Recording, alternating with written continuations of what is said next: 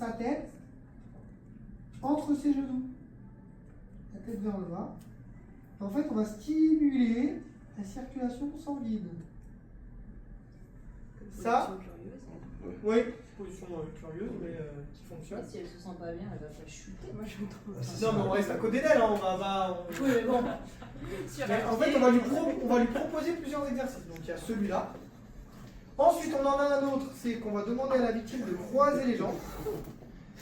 Steve, écoutez, parce que tout à l'heure, ça va tomber sur vous, le cas, et après, on va rigoler. J'écoute, on demande à la victime de croiser les jambes.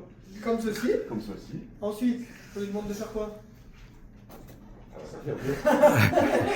Donc, on va lui demander de contracter, d'accord, de s'étirer au maximum, de contracter les fesses, la partie abdominale. En fait, on va faire un afflux sanguin.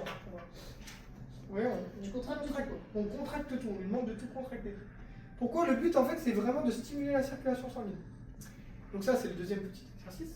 Et troisième petit exercice, on va demander à la victime souvent quand elle est assise, c'est plus simple quand elle est assise, si elle a un peu de mal à se lever, et ainsi de suite, on va lui demander de croiser les doigts devant elle, donc on fait la pince comme ça, et de tirer comme si elle essayait de se libérer. Donc en fait, elle va contracter les muscles, ainsi de suite.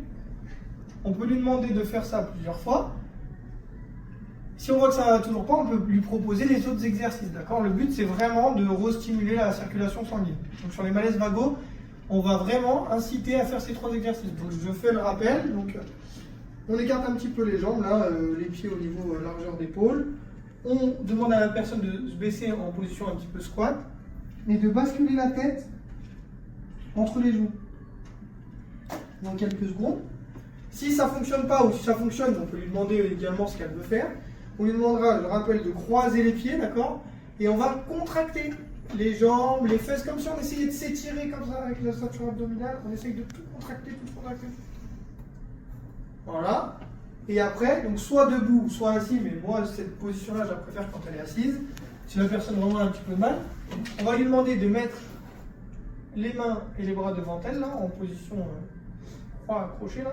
On va lui demander d'essayer de se libérer les mains. Donc on va vraiment venir tirer, contracter toute la partie. Je vous laisse vous mettre debout.